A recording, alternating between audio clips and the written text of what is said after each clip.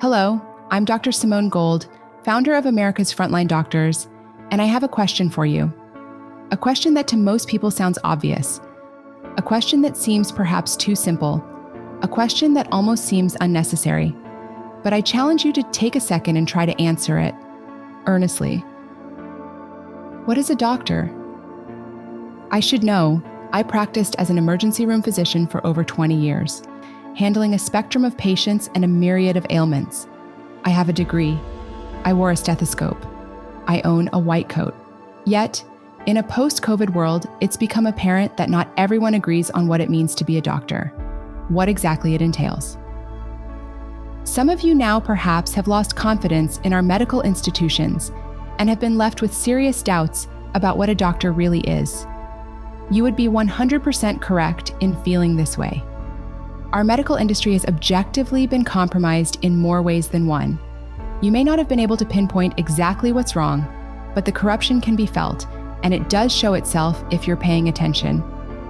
One of the insidious trends that has been simmering in the shadows for several decades and is only now hitting mainstream awareness is the medical mutilation procedures coming from the gender ideology camp. This movement has accelerated so aggressively that many have fallen victim due to our trust in first world medicine. But it begs us to re-examine what it means to wear a white coat, what it means to take the Hippocratic Oath. It begs the question, what is a doctor? I've gathered together some of the leading voices in medicine to discuss this question in detail and what to do about the current misappropriation of our medical industry. So I'm very interested in the subject of what is a doctor, because when I spoke up in 2020, it was specifically because I was a doctor, I was a daughter of a doctor, and I had been raised to think that being a doctor was the best thing a person could be. I mean, I don't think being president of the United States would have been considered a higher honor. So I grew up thinking being a doctor, saving life, was the most important thing a person could do. And then I saw 2020 and I was really disappointed in doctors. I didn't think that doctors really stood up for their patients, and I think it's multifactorial, et cetera.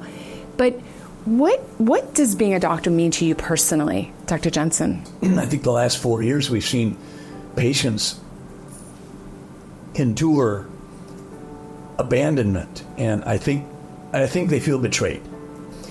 I've said so many times to my patients, if life is a boxing match and you're in the arena and you get a bloody nose or you get a cut above your eye and you're bleeding and you can't see very well, you come over to the corner to the trainer, and that trainer helps pants you up so that you can go back out into the arena.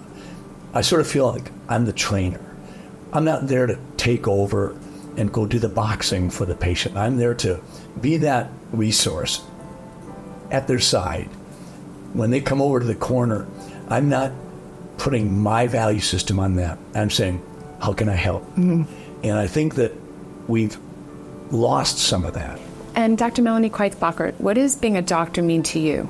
As you said, I always felt like it was the highest honor because we are responsible for people's lives. Somebody comes to us when they are the most vulnerable. And for me, taking that sacred trust and giving that person the truth, laying everything out in what we call informed consent, the good, the bad, the ugly, and allowing the patient to make a decision with my guidance. We have an obligation to our patients to tell the truth as we learned it and as we know it, and to not distort that and politicize it. Thank you very much. So Dr. Hayim, as the same question, I was very appreciative of you all joining me today because we represent different specialties and we represent different geographic areas of the country and also different ages. So you are the youngest of our group and you were going through your surgical residency training during the COVID years, which I'm sure influenced you, and we'll get to that. But what does being a doctor mean to you? When I was in training, I remember taking care of these really sick kids at the Children's Hospital, kids with chronic medical conditions. These were frequent flyers where they would constantly come into the hospital. And that was our job, right? They would come in and we would have to do anything possible to get them back to a normal life. And it would take a long time. And you would get to know these kids too. And you would see that they were just like anyone else. You think that because they're so sick, they must not be able to imagine that they can live a normal life, but they do, right? They just want to ride bikes with their friends. They just want a girlfriend. They want to go to high school and go to prom, and their parents want that too so badly. And when we would take these kids to the operating room, it was so painful because you knew that they were going to be in for it afterwards. But ultimately, the satisfaction of seeing some of these kids go home, right, going through this huge experience, so much pain and suffering. But then you see them a couple weeks after they go home and they're like, they're just a regular kid.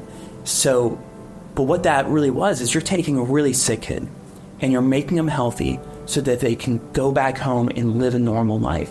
So I enjoy this because we're getting a little different slice from each of you. So you were saying being a doctor is like being a trainer, which is almost like a coach, and you're there to support them in their moment of need. From you, I heard more being a doctor is more of being an educator. And from you, I heard more being a doctor is really a healer. And I don't know if you all thought about it that way, but you very naturally gravitated towards three slants of what I think being a doctor is. I always thought being a doctor was having superior knowledge, and I don't mean that in any arrogant way, but you go to school for 10 years to possess that superior knowledge. You have superior knowledge, but the knowledge itself, I don't believe, is inherently good or bad. It could be used for good or be used for evil, and I always felt the doctors were using their superior knowledge for good, and then I got a little bit alarmed during COVID and now the transgender, wondering if doctors are taking what should be a neutral positive thing, which is this superior knowledge, and using it for evil, is not what I want to do as a doctor. So I appreciate hearing the trainer, educator, and healer. As I heard my esteemed colleagues describe this noble picture of what a doctor should be, I couldn't help but be reminded of how this notion that all doctors should be trusted and revered is a relatively modern concept.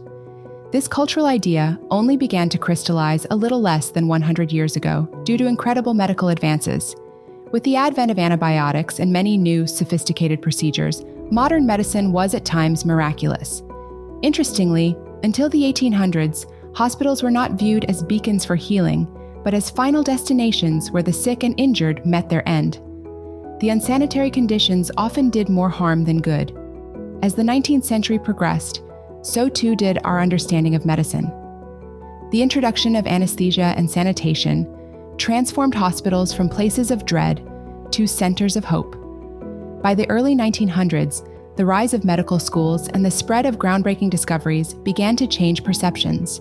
Doctors were seen as the portal to newfound remedies. The post-war boom of the mid-20th century marked a golden era for medicine in America.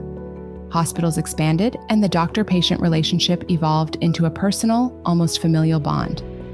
Trust in doctors reached its zenith, with surveys from the 1980s showing nearly 80% of Americans held their physicians in high regard. But as the century turned, this trust faced new challenges. The system began to rapidly bloat with a complex web of insurance policies and government interventions. This rise in corporate healthcare began to erode the sacred trust once placed on individual caregivers. Prior to this, most doctors were small business owners. In the early 1980s, roughly 75% of doctors ran independent practices. Today, this is completely flipped with nearly 80% of physicians classified as employees in 2024. As such, these physicians are beholden to marching orders coming from corporate overseers, be they insurance companies or even the federal government. The massive mishandling of COVID was a pivotal point in this conversation. Before 2020, no one thought to question, what is a doctor, or do I trust my doctor? Dr. Anthony Fauci in particular was emblematic of how this trust was corroded. The vaccine misinformation was apparent, and the overt suppression of viable alternatives did not go unnoticed. For Americans who were following independent, alternative voices, it was clear early on that there was a massive misinformation campaign that led to a mass formation psychosis. Many more people eventually caught up to the deceit that was transpiring, but unfortunately for many, it was too late. The damage was done. The trust had been broken. Today, we stand at a crossroads. Recent surveys show a stark decline in trust, with only about 40% of Americans fully trusting their doctors. But maybe another question worth asking is not only what is a doctor, but who is a doctor? Who is serving this role of a trusted trainer, educator, and healer? What does that person look like exactly? What kind of credentials are really necessary? Does a medical degree automatically give someone credence today? The public would like to know.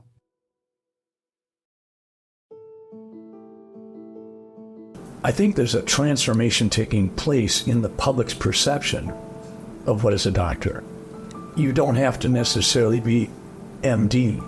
I think many people are participating in that process of selecting who do they want to be their doctor.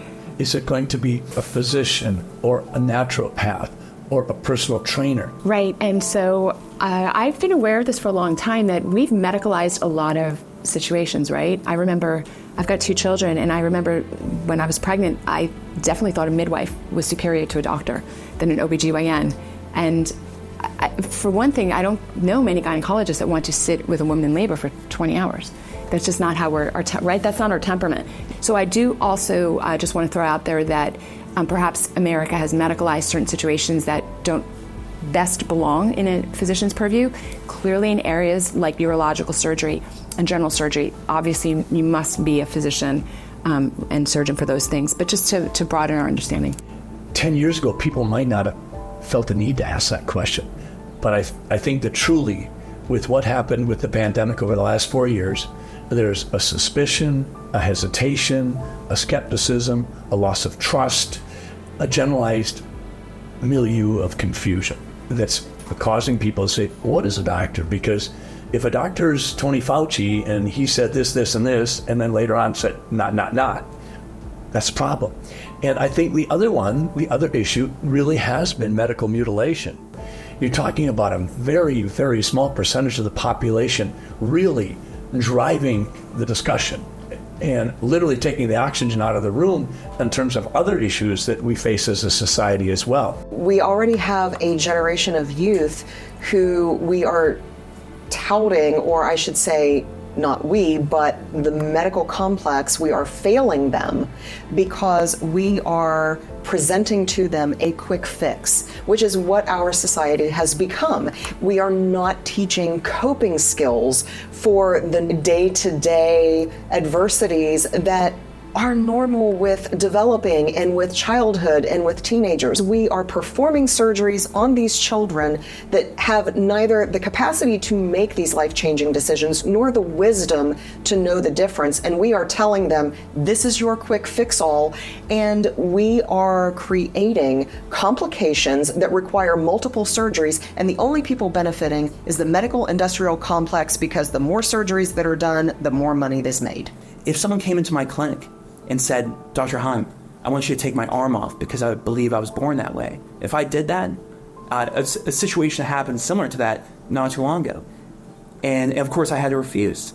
The reason is because it's a psychological issue that I would be treating with a physiological solution. Mm-hmm. If I did that, I would lose my license and likely go to prison.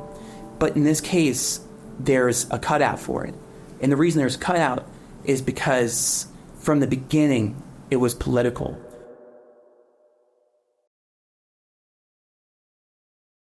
Dr. Itam Heim knows all too well that this issue is indeed political. As an undergrad in medical school, Heim focused his studies on general surgery and subsequently did his residency at Baylor College of Medicine, one of the most prestigious medical colleges in the United States. He started his training in 2018. I feel like in the beginning, you saw the apex of American medicine, where you have all the ideals that American medicine was directed towards manifesting in the treatment of the sickest people. People would come in with these massive problems, We would treat them and they would go home. We would cut them from here to here, replace their entire aorta, the biggest vessel in their body, do these amazing surgeries. But at the time I didn't really realize, but there was a sickness that had been afflicting the profession for a long time. And I feel like that it came to a head ultimately in March of 2020 with COVID, where the medical institution in our country, but then also some of the other institutions, had become completely corrupted, but specifically by adopting an ideology where, and it's this belief that truth is subjective. It's not something you observe in the world, but rather you determine yourself, that there are no rules beyond your control. If you say something is true, that is what's true. And that's a bad idea when you hear it in a college classroom, but it's like if it's guiding a doctor's recommendations, that's a big problem. It was very upsetting as a physician to see other physicians going along with factually untrue statements and actions. So you and I knew, and the whole profession knew, that surgical masks, ordinary surgical masks, do not keep out tiny respiratory viruses. That is not debatable. That the pore size in the mask is about 1,000 times the size of a virus, which is the SARS-2 virus is 0.1 micron in size. So it was very upsetting. You and I had the same experience, that we're watching people visually that we can see are complying with things that we knew were factually false. And I saw the before and after too, because I saw people who were the most skeptical. I mean, if they saw anything that they thought didn't make sense, they would call it out. But then after that, everyone just went silent. It was like a blanket, like some type of, fog had affected every person in my department. This fog, of course, was the mass formation psychosis surrounding COVID. The willful ignorance and casual cruelty that we saw normalized in the medical world was unprecedented in scale. People were tragically and needlessly hurt, and at worst suffered death at the hands of the so-called experts. And all too often, they would die completely alone. Because when a patient dies, there's usually that semicircle of the people they love the most. The moment they die and ascend to a place that's greater, the people they love the most will be there for that moment. And to see these people die alone without them was the most horrifying thing, and especially the kids. To see what these kids were going through, with lockdowns and with the masks and how much suffering, where we would have kids come in so much more frequently with these horrific signs of abuse. And you become familiar with the sound a mother makes when you tell her that her child is dead because of this abuse that was happening, because kids were not in schools to be able to identify it beforehand. And even though I tried to push back during that time, I was still part of it. I still saw these patients die alone, right? And the guilt of that was the worst thing I could have ever imagined. And it's like I was very angry, and I'm not an angry person by disposition. I'm the opposite. I'm like a very easygoing guy. But it was this anger, and it was getting worse and worse. And then I saw this happening, where the biggest children's hospital in the world was lying to the public, the people they're taking care of, about a program that was manipulating, mutilating, and sterilizing confused adolescent children. In March of 2022, the Texas Children's Hospital issued a public statement saying they were shutting down their transgender program due to potential criminal liability. Prior to this, the Texas Attorney General issued an opinion stating that these interventions could be considered child abuse. The Texas Children's Hospital complied, or so it seemed. I knew, despite their outward statement, I knew that this was a lie. And I mean, that's the thing, is I didn't believe it, because for months. So more and more people came up to me. They're like, yeah, we're putting in these puberty blocking devices in these young kids. But I still didn't believe it, because how is it that the biggest children's hospital in the world would do something they acknowledged was potentially criminal? It just seemed so outlandish. But then it was in January of 2023 that all doubt was eliminated. There was something called a Grand Rounds lecture. It usually happens every week, the most prestigious lecture series in the hospital. The topics they choose are the ones that the hospital is prioritizing. The directors of the transgender program, the one that they had said shut down, were given the opportunity to speak at this lecture series, where they talked about their algorithmic approach to hormones and blockers, the multidisciplinary clinic, right? How to ask about gender identity behind the backs of their parents, how to hide the gender identity from the parents, all on video. And then there was a Zoom conference 2 weeks after that. Multiple members of the transgender clinic, of course the one that doesn't exist, with 150 medical students, like a huge group. This is incredible. And there was a social worker who talked about how she would conceal evidence of the program from the state of Texas. So instead of documenting consults, she would call them in. And she says, I specifically don't give parents paperwork in order to prevent that, on video. And the currency we use as doctors is trust, right? That's the only currency we have. If we violate that trust, then we can't really call ourselves doctors. Dr. Heim started reaching out to journalists, and in mid-May of 2023, Christopher Rufo's interest was piqued. Acting as an anonymous whistleblower, he worked with Rufo to vet and corroborate about the dark reality transpiring at the largest children's hospital in the world. The story was published on May 16th, one day before the Texas Senate held a vote for SB 14. This bill would determine whether or not these interventions are legal. The story was a bombshell. It sent ripples to news outlets around the country, and the following day, the Texas Senate outlawed these interventions with bipartisan support.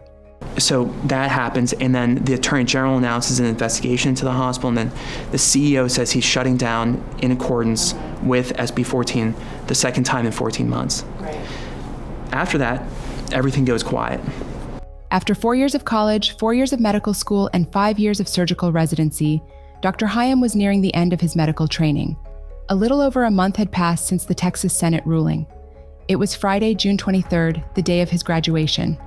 My wife and I are getting ready at our apartment, and maybe around 11, 12 o'clock, all of a sudden get an aggressive knock on the door. I'm like, man, that's weird, right? That's odd. So I shuffle over, open the door. Standing outside are 2 armed agents with Health and Human Services. They show me their badges and tell me they're investigating a case regarding medical records. Kind of freak out in the moment. And I knew why they were there, right? We had challenged the dominant political ideology, and this had run counter to the ideology coming out of DC.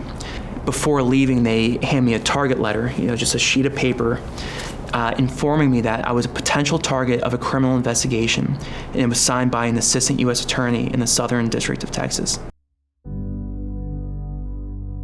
I had myself, a while before, already signed a contract in a really small town. We were going to move to a small town just to live a quiet life, raise a family. That was our intention. So I wanted none of this. But over the next 6 months, between June of 2023 and January of 2024, the corruption we experienced was so deep, so profound, that I knew that they were going to destroy me I knew that they were going to destroy me regardless. If they were going to do this anyway, then I was going to tell the truth. I was going to go public. Are you, just to be reflective for a moment, are you a parent? You have a wife? Yeah, I have. My first daughter is on the way in October, and they're going to try to send me away for 10 years in federal prison. So I might miss the birth of my first daughter. For telling the truth, for exposing the fact that the largest children's hospital in the world was lying to their patients about a program that was harming these children, right? For fulfilling my oath as a doctor, they're going to try to put me away for 10 years. That's scary, right? It's terrifying. But the more terrifying thing is to think that I'm going to deliver my daughter into a world where there are people who are unwilling to stand up for what's right. That's a more terrifying thing. It was clear that my colleagues had an ethical stance on what our job should entail: to be a trainer, to be a healer, to be an educator, to truly be a servant with a higher calling that firstly does no harm. They believe this so fervently that many have been willing to not only lose their livelihoods, but also their way of life. Clearly, we're in a mess. But how did we get here? How have ideologues gained so much ground in our medical industry? For that, I knew no one better to talk to than Dr. Miriam Grossman, and posed to her the same question. What is a doctor?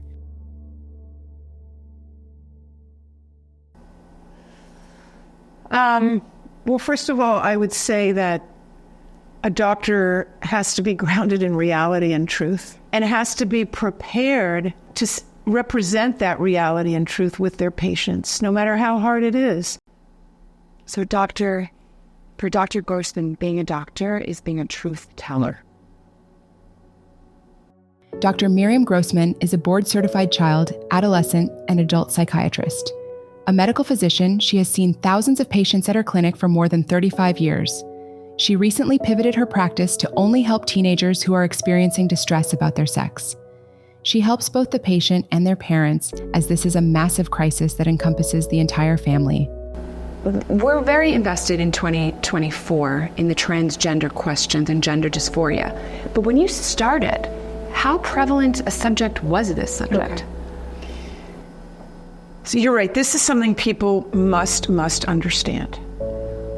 When I was a resident, an intern, a medical student, and I heard about this condition, which was then called gender identity disorder, it was so rare that we all just considered it something, in the books, in the textbooks. Gender identity disorder in the past was primarily in boys and men. 20 years ago, Dr. Gold, there were only 3 clinics that existed in order to help these families with kids who had gender identity disorder. 3 clinics in the whole world. And those clinics were seeing maybe 10 kids a year. And now we have a situation, for example, the gender identity disorder service in London, the Tavistock Clinic, that was recently shut down because it was shown that what they were doing was simply unsafe. They had their most recent data from a few years ago. There were over 5,000 referrals in that year. When I was in medical school and in training, this was not only very, very rare, not only really kind of like middle-aged men who've been cross-dressing for a long time, but there were no children. And if there was I'm not saying there was no children with gender dysphoria ideas, but in terms of medicalizing them, it was verboten. You understood and were told by all professional societies, we don't do this with children. Now you're having an entirely different population present itself, and we're still calling it gender dysphoria. Yeah. We're saying people who are mostly female, who are coming up with this, very, very quickly, post-adolescence, not as like little children, etc. But we're calling it the same thing. And I think that that's a language problem. I think it's a collusion. I can't figure out why we're calling this gender dysphoria. It should be, in my mind, rapid onset gender dysphoria. Rapid onset is kids who were, most of them, completely comfortable with their bodies. They may have been tomboys, they may have been feminine boys, but they were fine with their bodies. And then all of a sudden, because they've been exposed to this idea left and right, and because there's secondary gain that's involved, in other words, it's called kind of social gains from it, and they're, that they choose to explore it, and it's encouraged, and they may have heard about it from their guidance counselor. I've had patients who tell me that they never even heard of such a thing until they sat down with a guidance counselor because they were anxious or depressed, and the guidance counselor said, have you ever thought that maybe you're a boy? You're actually a boy? And it all starts from there. What do you say to critics and naysayers who would say that increase is solely or mainly due to a more willingness to look at the issue? Okay. If we always had that degree, that percentage of the population that had deep and long-standing distress about being male or female, and now things are more open and accepting, why are we not seeing an epidemic of people in their 30s, 40s, 50s, and 60s and 70s coming out and saying, okay, now I can be honest with everyone? We are not seeing that kind of epidemic. We're seeing an epidemic of young people, of teenagers and young adults. The next thing I would say is that studies in countries such as the Netherlands. The approach has been very open, and the general population has been very tolerant and accepting. We still see the high degree of mental illness in this population, the high numbers of suicidal behaviors and successful suicides, even though the culture has progressively been more and more accepting. So clearly there's been an unsettling uptick in sex change procedures involving minors in the past few years. This begs the question, what elements are at play here that have expedited the process for what was once a very slow-moving process involving adults? Has the concept of informed consent been thrown wayward? This bedrock idea desperately needed a re-examination. When you think about informed consent, you have two parties responsible. You have the consenting party and then the informing party. Because medicine has, over the past couple of generations, been oriented in the proper direction, for the most part, right, with detours that cannot be ignored, we have forgotten the responsibilities of the informing individual, the doctor. It's not just a form, right? It's because I don't know any patient that's ever really read the informed consent. They maybe just look to where they can sign it and then be done, but it's really that conversation. Like, informed consent is a conversation that occurs between a doctor and a patient. It's like the formification of informed consent is what has led to its ultimate destruction. We can't even call this informed consent when the doctors themselves are fundamentally misinformed about the pathologies they're intervening on. They're treating a psychological issue with physiological solutions. But in that clinic room, the reason these people are consenting to it is because a picture is being painted that if you don't undergo these interventions, right, what's the risk? This child is going to kill themselves. The worst possible thing. So they're being blackmailed with their existential destruction. If you're blackmailed with that, you'll consent to anything. When you have doctors that are informing people that they have to hate themselves, that the name that they were originally given is their dead name, that they have to be reliant on drugs, on hormones, on surgeries in order to be their original self. You're misinforming someone. I think children are being offered some sort of a panacea or a cure-all for what's going on in their mind. I think there's a tension. Viktor Frankl, in his book, The Man's Search for Meaning, talks about the necessity of that tension within us as we grow up, as we go through the various stages of concrete sequential thinking and ultimately moving to abstract thinking. But I think children are being offered an answer, and it's being presented to them as sort of a package deal. And I just don't see how, whether you're talking about an 8-year-old or an 11-year-old or a 14-year-old, I don't see how you can actually derive informed consent from that age group. I believe there's no true informed consent, even if they say to an 11-year-old boy, you'll never have an orgasm, because he has no idea when he says, well, I don't care. He has no idea what he's saying he doesn't care about, let alone you'll never have biological children. Oh, I'll adopt. No idea what they're giving up. I have concluded that it is a legal impossibility to obtain informed consent from children on these issues. That our United States government, courts, laws have to hold that it's legally impossible for a minor child to consent to things to which they can't possibly understand. And the doctors doing this realize that.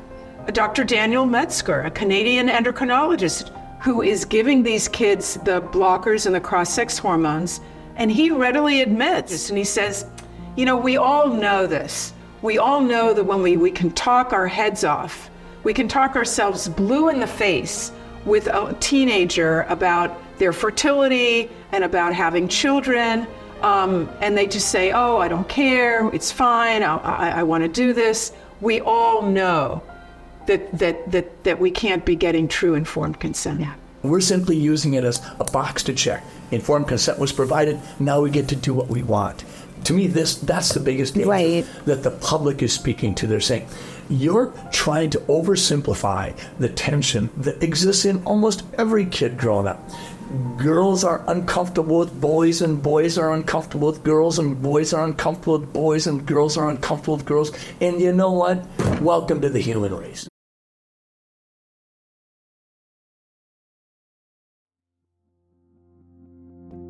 Dr. Melanie Kreitz-Bockhart, a seasoned pelvic reconstruction surgeon, understands the weight of informed consent, especially as it relates to sex change procedures. As an educator, she takes it upon herself to be as clear and comprehensive as possible with any patient about what they are signing up for when they decide to undergo any procedure. Although she has personally decided to not participate in sex reassignment surgeries, she knows full well what should be expected and the potential complications. So generally it starts with hormonal manipulation. Once a biological female is exposed to high levels of testosterone, the clitoris will grow. It will become large enough to become the head of the penis. You would have to take a graft from a different part of the body or fashion a penis and scrotum from the labia. So some surgeons will graft like a radial arm flap. So you're saying that they take skin muscle from the arm. And fashion a penis out of that. And you know, the thing about the graft too is this is a full thickness graft. So it's not just the most superficial layer of your skin, like a split thickness skin graft, but full thickness where you're losing cosmetic appearance and function. Mm-hmm. So what's happening is almost what's like the opposite of a reconstructive surgery. You're taking someone with a psychological issue, and then you're creating a physiological problem, right? Yeah. Both at the graft site, and then also in their genitalia. Over 90% of the time, the person has to undergo physical therapy because the nerves can be damaged. The skin becomes very tight and can be very painful. The patient can lose function of their hand. So lots of times they would have to undergo physical therapy just to regain the function of their extremity, which can be terrifically painful, but also there's no guarantee that they would be able to regain full function of their upper extremity. How successful is this procedure at giving the result that the patient is hoping for? There's upwards of 70% of patients who cannot have penetrative sex. And if they can, that's generally the result of a prosthetic. You have to put a mechanical device inside of it, which then subjects you to more surgeries later on. A mechanical device is just that. One or all parts of that will malfunction at some point in time, needing replacement. Okay. A study from last year, 2023, February of 2023, from the Journal of Sexual Medicine, stated that greater than 75% of male to female transitioners had loss of orgasm. That's a staggering number. You are committing yourself to multiple surgeries throughout your life for complications such as fistula, which is a connection between the urethra, which is where urine comes out of the body. That is a connection between the urethra and another organ, such as the rectum, or the urethra and the skin, or the rectum and the skin. And it's important to know what that means. Like that connection between like the rectum and the urethra the manifestation of that is people will urinate stool. Mm-hmm. I see that in other cases like diverticulitis, right? When people have these chronic fistulas. And think about how painful that would be.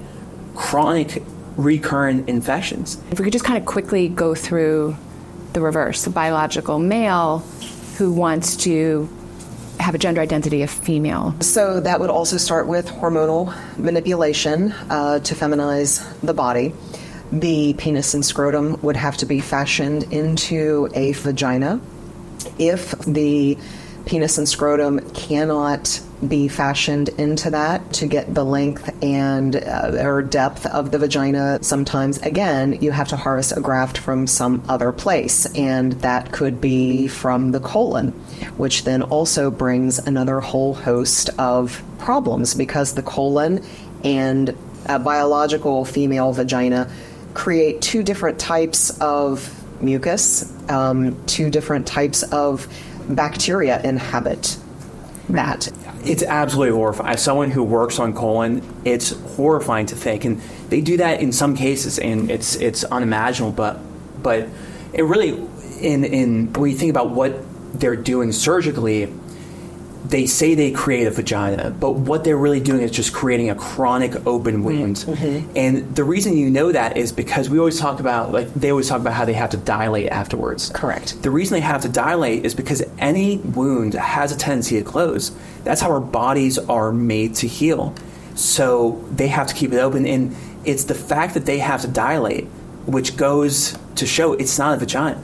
This is a chronic wound that they're going to manipulate in order to scar so much that it permanently remains open. Once you start manipulating tissue, you create scar tissue, which is not as inherently strong as regular tissue. And the more you manipulate tissue that's already scarred, the higher the likelihood of complications. Right.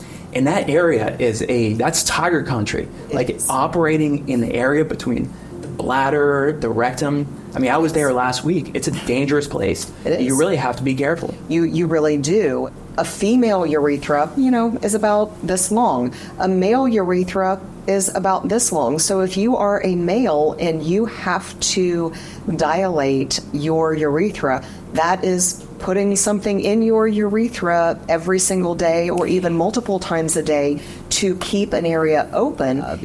Dilation is intensely painful. It is not a pleasant situation. The surgeries they tend to elicit this emotional response because there's a lot of emotion attached to it, right? But the medications, they're tougher to understand, but I believe they're just as radical because these medications are strong. Remember, originally they're used for cancer patients with prostate cancer, right? This is a big deal. And the hormones too. These are irreversible changes because when you think about what a blocker does, puberty blockers, it prevents the release of a hormone that stimulates the process of puberty. And in the process of blocking the progression through puberty, what happens is like 1 million microsurgeries that happen every single day over the course of years. Because the changes are gradual and slow, people tend to be more accepting of it. What you're talking about as a surgeon is the macro, what we can see. And I think we have to have that same fear of blocking normal hormonal pathways.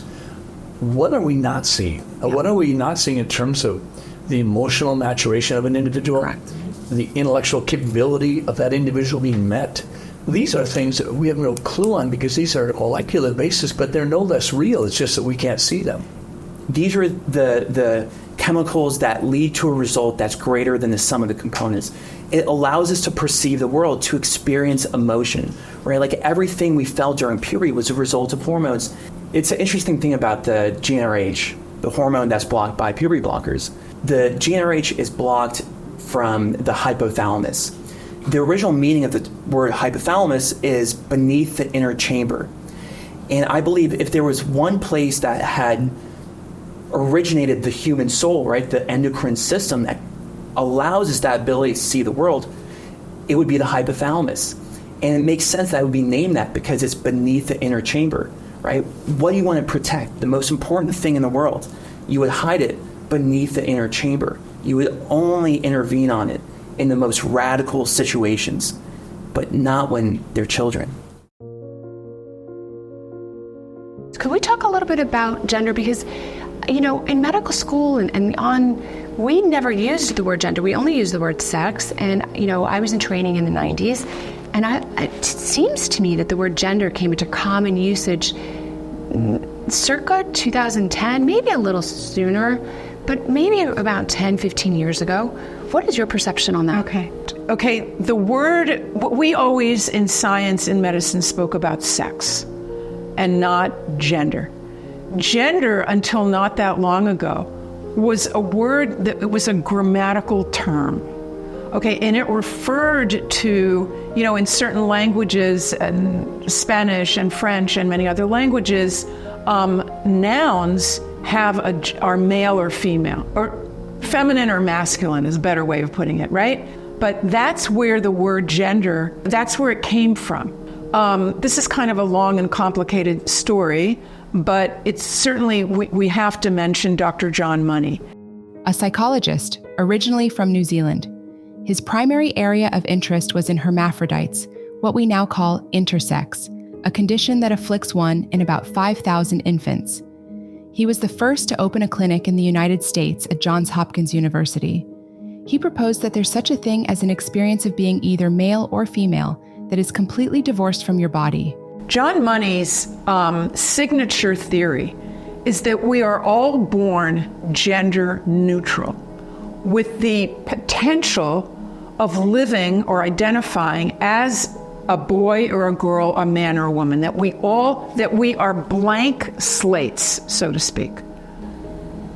May I interrupt for a second? That's actually such a bizarre premise, because we are mammals like all mammals, and it's very clear when dogs are born or cats are born or horses are born that there's differences that are innate. They're not being so influenced by the environment as humans are being. It's actually a really bizarre premise. Well, this was in the 50s and 60s.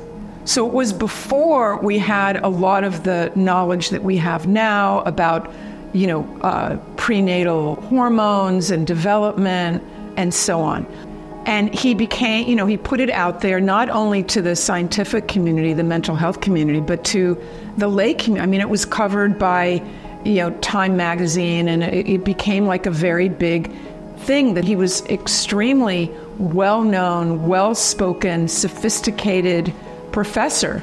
At that time, maybe not now so much, but the white coat, meant a lot.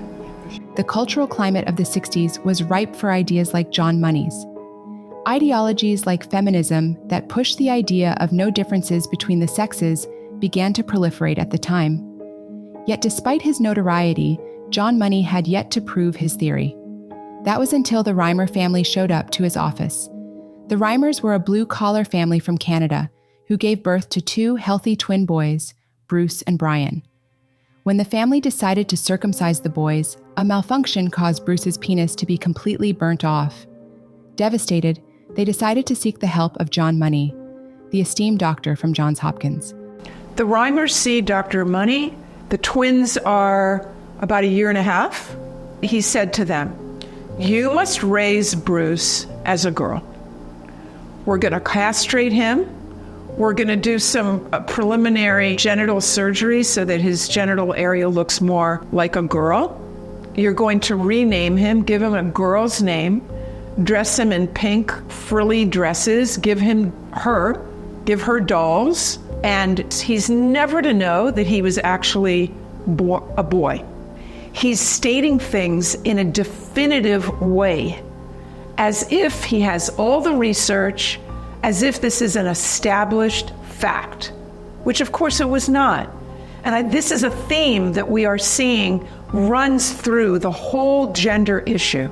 And I really want to emphasize this because it is happening, Dr. Gold, to this day, to this very moment, that parents are being told and being instructed things as if they are established facts, which they are not at all. Yeah, very good point. Which is called fraud. John Money began to present this case in the medical literature and to the public as proof of his theory. He was elevated as an incredible pioneer in our understanding of gender, and the case for the Reimer twins was proof of it. According to Money, Brenda was thriving. This was all a hoax. Brenda was not doing well.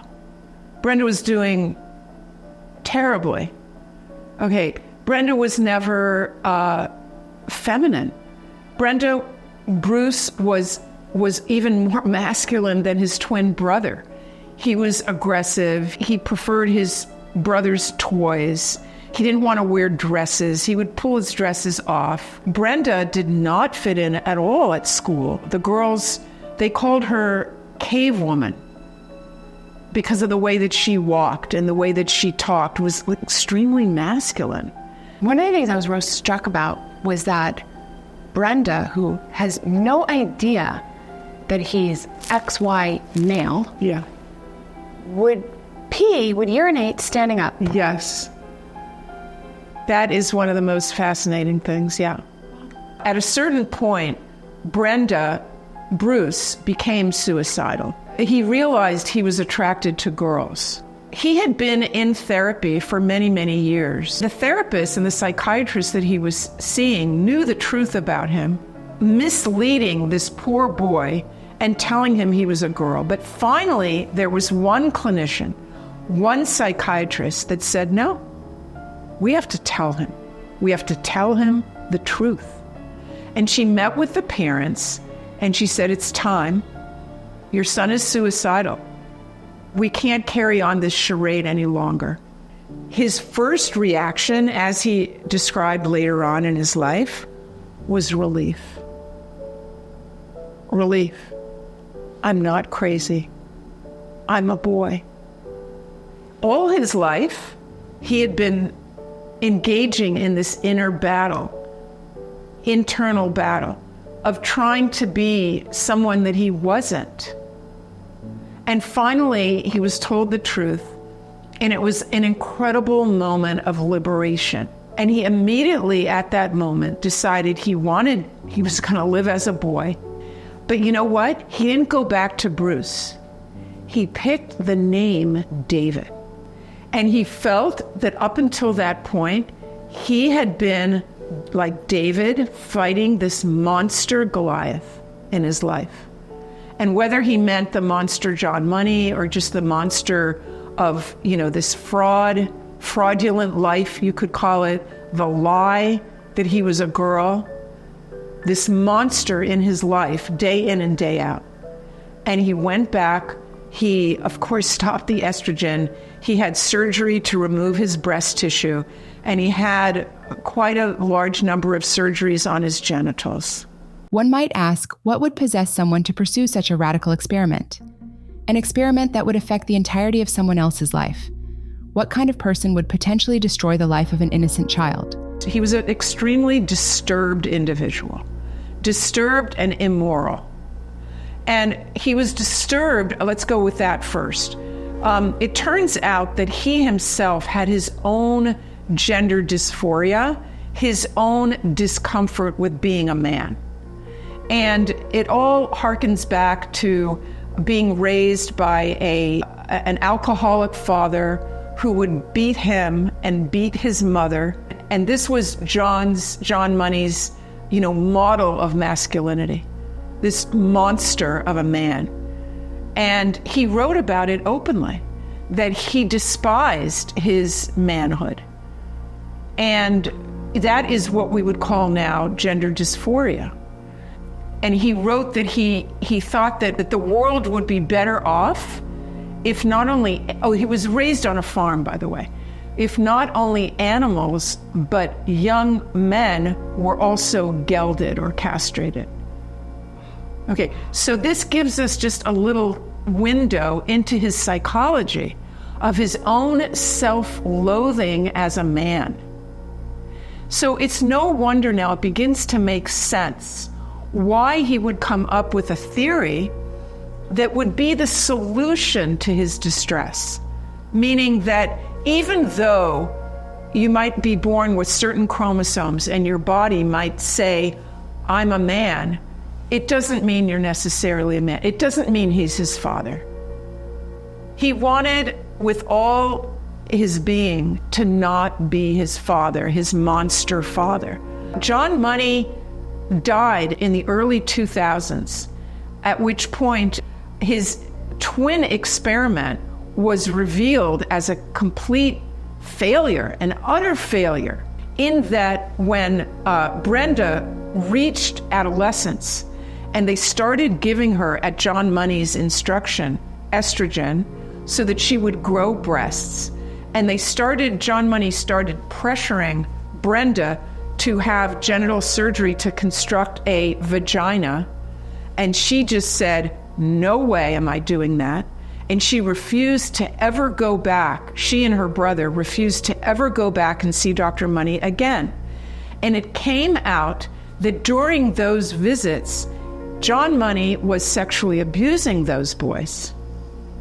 So on top of exploiting this poor family that had gone through a terrible tragedy and exploiting them for his own selfish, egotistical reasons, because he wanted to be the great researcher, the great John Money, the great pioneer, gender pioneer, he was also abusing these kids and forcing them to look at pornography, forcing them to take off their clothes and assume different sexual positions with each other.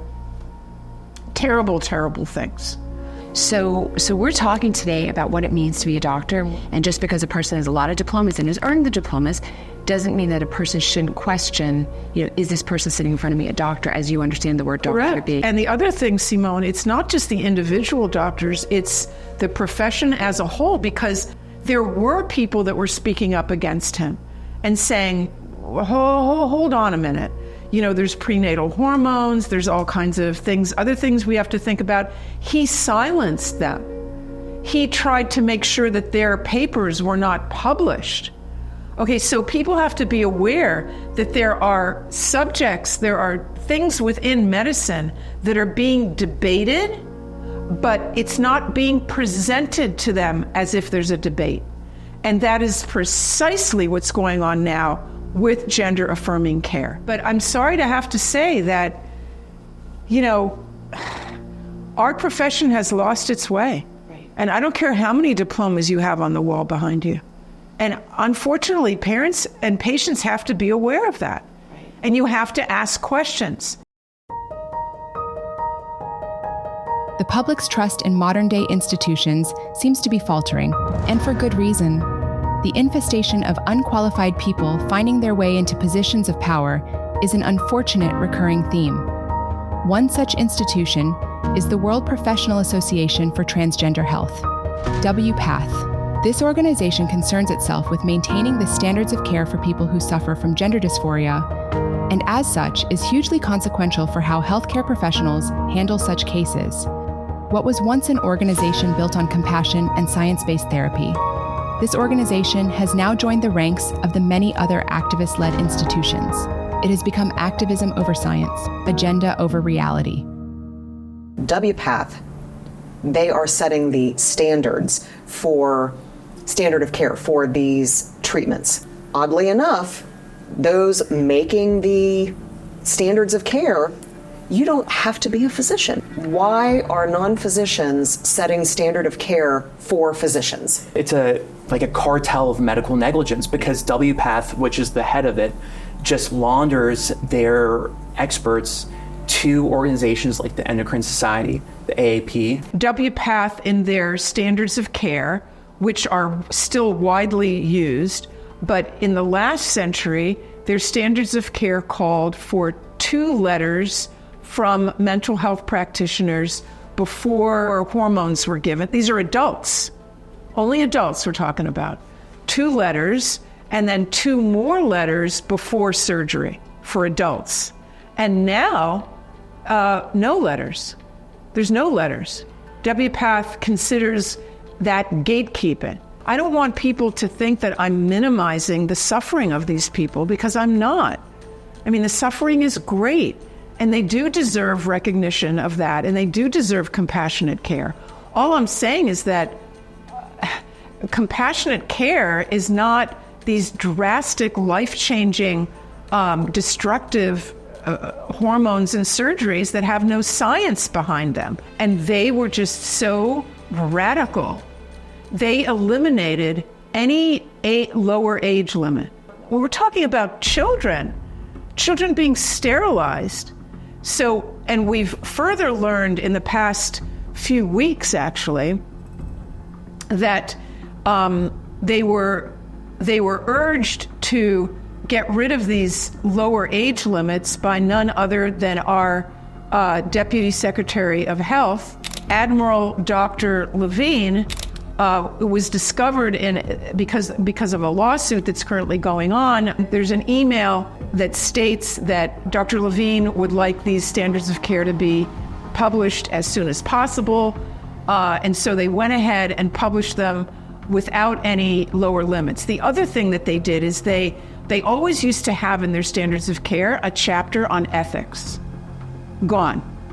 It is especially troubling that this Admiral Levine is pushing for the removal of age limits on these permanent and sterilizing mutilations, when he has spoken on national television programs stating how happy he is to have children, that he's so glad to have a family and couldn't imagine his life without them.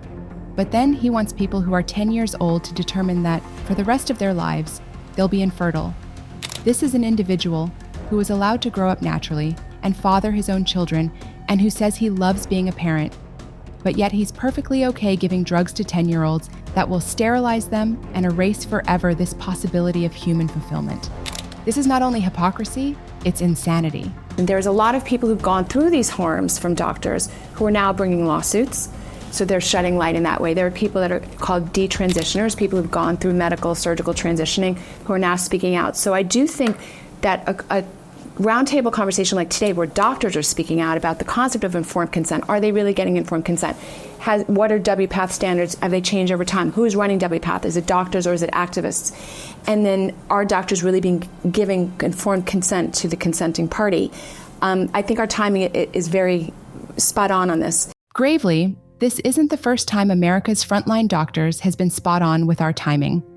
The 2020 COVID outbreak and the ensuing misinformation was the inciting incident that prompted me to begin this journey.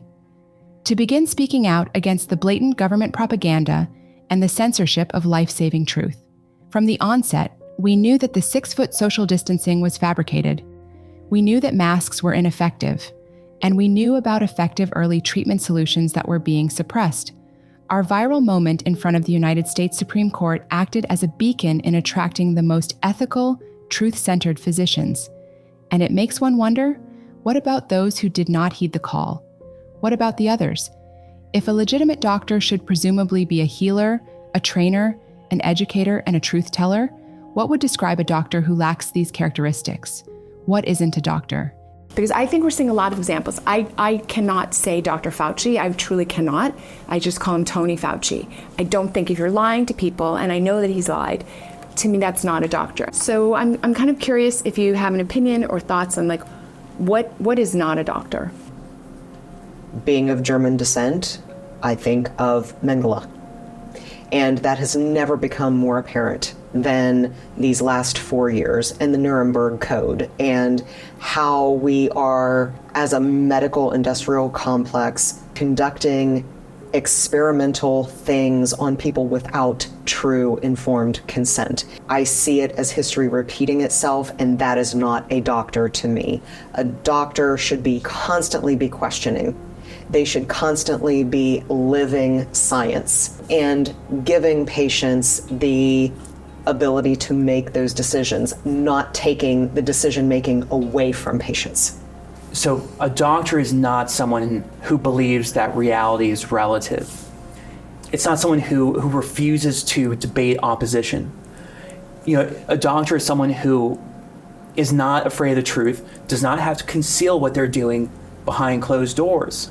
And a doctor is absolutely not someone who tells a child and their scared parents that unless you take these permanently altering blockers, hormones, and surgeries, that you're going to kill yourself.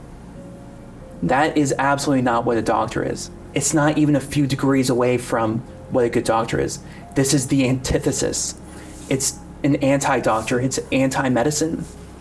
A doctor is not an all-knowing being. Oftentimes physicians are good at biology, chemistry, physiology, but the concept of all-knowing just shouldn't be a part of the equation. A doctor is not a bully. A doctor doesn't betray their patients. They don't abandon them. For me, the character of a doctor is perhaps best represented by that person who, when they walk into a room, they don't announce, "Here I am." Instead, they say, "There you are." So how do we protect ourselves? And how do we protect our children? We're at a critical point in our nation's medical timeline where we've more than forfeited the right to call ourselves the quote-unquote experts. Science, which should be a rigorous, skeptical, and systematic discipline, has now been warped and weaponized as a means of mass coercion. Many modern doctors are now acting at the behest of the state, behaving more like Soviet-style bureaucrats rather than healers, trainers, and educators. Political phrases like trusting the science or the science is settled are seemingly modern-day pagan mantras, with our children now sacrificed at the altar of the science cult. This total failure to protect our most vulnerable demonstrates how far we've veered. We cannot allow this any longer.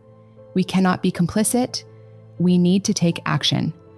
The law already recognizes that minors cannot consent to medical procedures that they do not comprehend. Yet, we are witnessing a dangerous breakdown of this principle. It is imperative for Congress to codify this into federal law and to ensure that children are shielded from suffering irreversible damage. No child, no matter what the circumstance, can fully comprehend the lifelong consequences of decisions like permanent sterilization, or forever losing the ability to orgasm, or forever losing the ability to breastfeed, or facing a lifetime of medical dependencies. These are decisions no minor is equipped to make. And no one, neither parent nor government, has the right to mutilate the healthy body of another human being. True informed consent can only be given by the individual themselves, and only when they reach the legal age to understand the consequences. This is common sense, and this must become the law. But we must go further. Legally speaking, medical negligence, wherein a doctor harms a patient, is considered malpractice, but gross medical negligence, where the doctor has clearly acted recklessly, is considered medical battery. This can occur when a doctor fails to provide true informed consent. Clearly, this is exactly the situation we are dealing with when it comes to children, and we must expressly call it what it is: battery. Doctors who knowingly have overlooked informed consent must face legal consequences. Not a slap on the wrist, not hidden behind the shield of medical malpractice insurance, but criminal prosecution. Medical battery is a violent crime, and it's time we prosecute it as exactly that. And it's time to name names.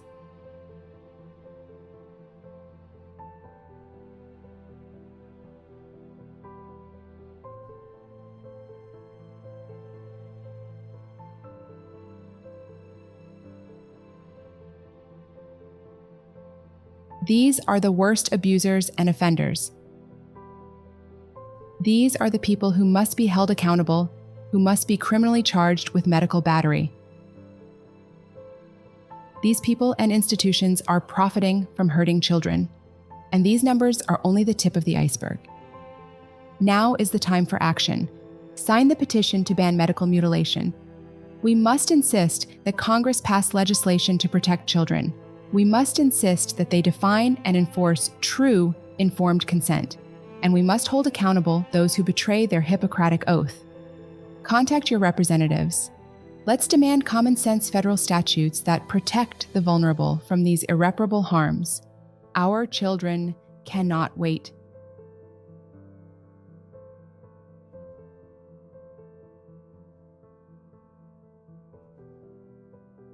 If you are ready to act now on behalf of these children, we urge you to support this film in the following 3 ways. Scan the QR code or visit whatisadoctor.org to learn how you can attend a showing free of charge, host a showing free of charge, and support this critical project financially to ensure we save as many children as possible. In addition, please sign the petition to ban medical mutilation by visiting whatisadoctor.org.